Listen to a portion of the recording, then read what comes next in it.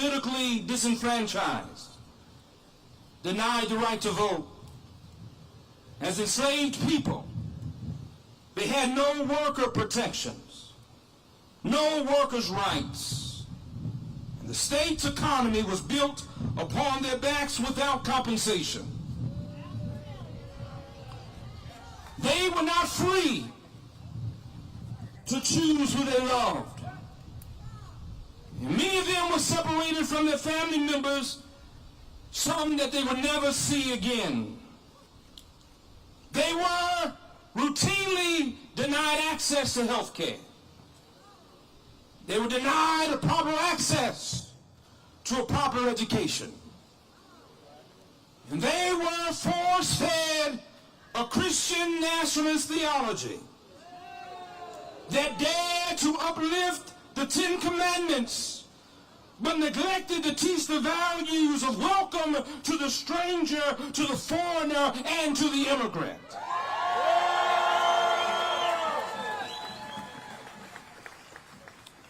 With the arrival of Gordon Granger and the Union troops, they believed that their Texas nightmare was over.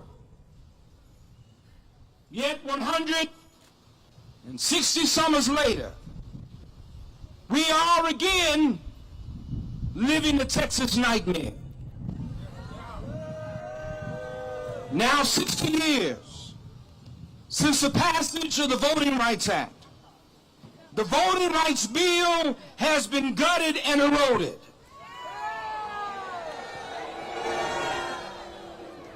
President Trump's demand for redistricting in Texas, a demand that Texas lawmakers still have time to courageously oppose.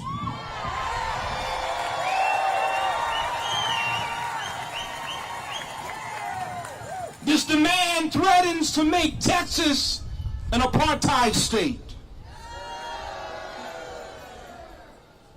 Instead of prioritizing flood victims and their families, after a devastating summer flood in the Hill Country that left over 100 souls dead, including many precious children. Indeed, we pray that their souls be at rest and their families be comforted. Governor Abbott,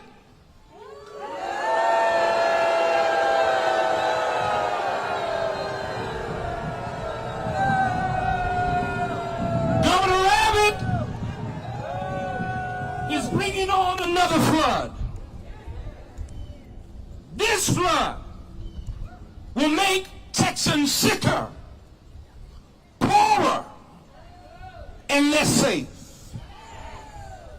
Friends, I want us to be clear this day that there are no ships coming to arrive now in Galveston Bay. This time, no one's coming to save us. No, we have come from all points across the state of Texas to declare that this time we will save ourselves.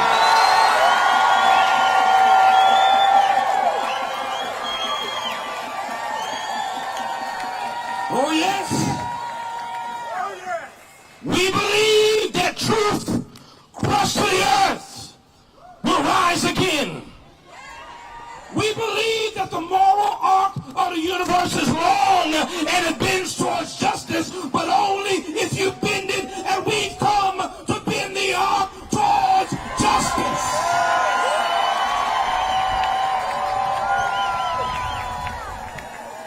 Yes, we are prepared to bend the arc until voting rights are restored.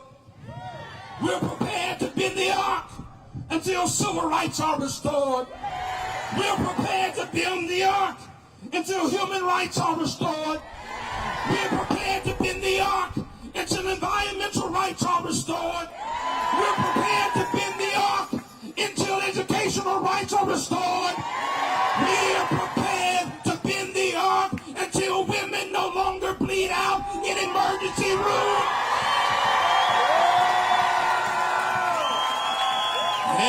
We're prepared to bend the arc until children no longer bleed out in classrooms.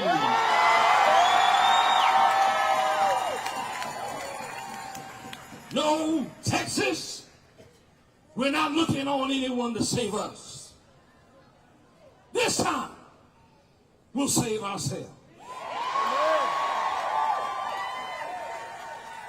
We're going to do this work not just for ourselves, but for the sake of our children, for the sake of our children's children, for the sake of our children's children's children. We must not grow weary in well-doing, for if we faint not, Texas, we shall reap a harvest.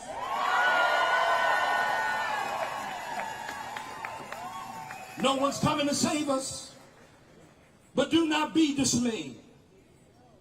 For as Barbara Jordan declared, for all of its uncertainty, we cannot flee the future. Nation, and dare I say a state, is formed by the willingness of each of us to share in the responsibility of upholding the common good. Who here is willing to share in the responsibility of upholding the common good? So Texas, let's keep fighting together. Let's keep working together. Let's keep resisting together. Let's keep building together. For together we shall win. And one day soon, justice shall flow like waters and righteousness like a mighty stream.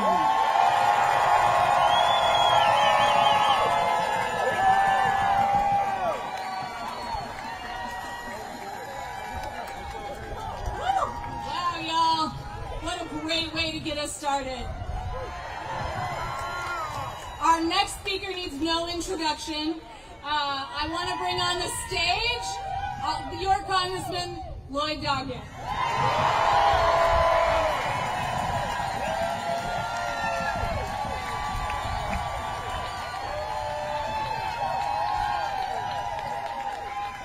Welcome, Texas Patriots. We gather today to fight the Trump takeover, to say, hell no, we're not going to let you win next year by your fixing the election with crooked maps this year. Forcefully calling out Trump's tyranny every time, every day, every time he does something is the start, but it's not the end. We've got to do much more. We need to bring to fight the Trump and his minions, where he insists that we surrender, we fight, where he assumes he's won, we fight. Here he is demanding 5 more seats. 5 more seats from Texas. That's not some inside game. That's 5 more seats to deny 15 million Americans access to a doctor. And so he can add even more restrictions to the right of a woman to make her own choices. It's 5 more votes so he can keep his Trump tariff taxes driving prices up and up. He wants them high, but the focus on any mention of the Epstein sex tapes real low.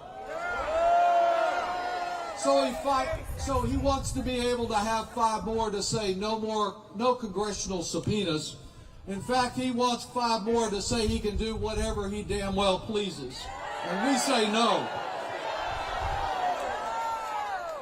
And I say to you today, if despite our steadfast opposition, his redistricting bill is signed into law next week, as some think it will, the question is, what do we do then besides boo? And I would say to you that each of the districts that he has designed very carefully were set up to elect a Trump minion who will prevail by the same margin that he prevailed in each of these districts, some 10% last year. But I want to say to you about that 10%, that next year he's not going to be on the ballot to draw the MAGA vote. And in the redrawn district that is nearest the one where we're standing right now, Hispanics have a strong majority, and Biden got 49% against Trump. Is there anyone here who believes that we ought to abandon that or any of these other redrawn districts and surrender them to Trump? Do you think that a dynamic nominee and a united effort by all of us can beat Trump at his own game? It is so very encouraging to see so many young patriots here today. You know, they're the folks that are going to have to live the longest with the effects of this sorry Trump policies. And as happy as we are to see them engaged, I don't believe there's anyone here that thinks Bernie Sanders, who was approaching 84, is not needed to give his experience voice, to spread the message that our working families deserve better, and our top 10%, our top 1% for sure, deserve to pay their fair share of taxes. And while I want every young person, every young leader we can get, you know, I'm glad that one of the patriots you're about to hear from today is a woman named Dolores Huelcha. And it's so good to see these farm worker flags. Dolores is the one who created Si Se Puede, and Si Se Puede is what we can do. You're going to hear from her, even though she has some 95 courageous years to her life. She's still fighting injustice. The only way that we will stop Trump's fascist authoritarianism is to benefit from the contributions of every generation, from the youngest to the very oldest. Everyone united, not fighting one another, but fighting together the threat to our freedoms. And I've been so pleased to see right here up front these Ukrainian flags. Because we know we got a president whose middle name is appeasement when it comes to Putin. Next Saturday, same place at noon, we'll be celebrating Ukrainian Independence Day right here, and I hope some of you will come. You know, our democracy will not be lost in a flash. It begins ebbing away, step by outrageous step. Already Trump, who says he wants his military to look a little more like Hitler's. He sent our military in against the wishes of mayors and governors to Los Angeles, to the District of Columbia, and says he's looking at other cities.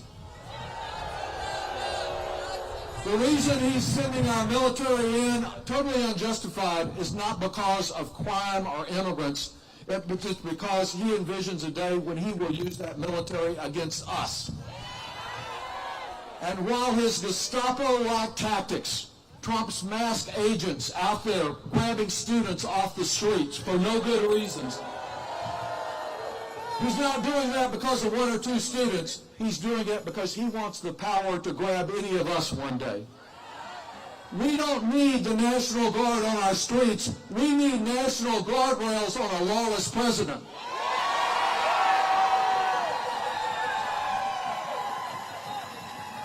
This is a truly defining moment for American democracy. Will we approach 250 years of true democracy or not? Can we stop him by uniting ourselves and not dividing? We cannot remain the land of the free on our 250th anniversary unless we are all truly the home of the brave. That's what's at stake in our response to this redistricting attempt to fix the elections, and why we must unite to fight him, not one another. So today, with hope, with inspiration from this gathering, with love in our hearts for our neighbors who we must win over and get engaged, I believe we can build to a more just America with opportunities for all. That's what we seek, and together we shall overcome. Thank you. Thank you very much. Thank you.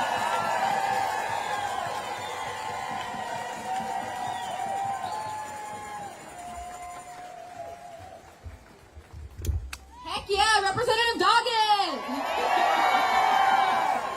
Every day in Texas, Texas, new leaders are made, and it is the greatest honor to introduce someone who really, when her community needed it, stepped into leadership.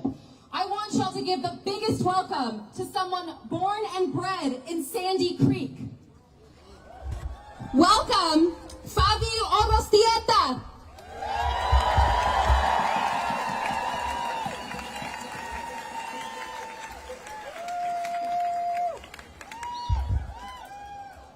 Hi, my name is Fabi and I'm from Sandy Creek. That's where I grew up and that's where I currently live. When people think about the Texas flood, they think about Kerrville, and my heart breaks for what that community went through and is still currently going through. But the story of the flood isn't just Kerrville, it's the whole hill country. San Angelo, San Sabata, Liberty Hill, and right here in Travis County, in all of your backyard, just 48 minutes from here is my home, Sandy Creek. Sandy Creek was devastated. Many homes on street like Long Hollow Loop, U-Pond, and Long Hollow Trail have been a total loss or washed away. On the fourth day after the flood, my mom and I went to the church to see how we could help. They told us we didn't need volunteers, just translators, so my mom stayed. There, her friend who lives on the road behind us told her how her home had been washed away. We had no idea, and this was in my own backyard. When we went to see it, no one was helping. So my mom, my friends, and I set up in post in front of a neighbor's home, my friend, a home that he had just lost. And we wanted to make sure that he and everyone on our street had got the help that they needed. Within days, people were looking at me. With the help of other everyday people, we were coordinating teams, calling for heavy machinery, figuring out construction crews. I was making the calls because nobody else was.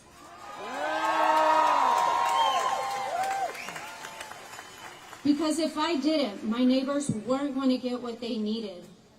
But over and over, I kept asking, why did it have to be me? I'm just a regular person.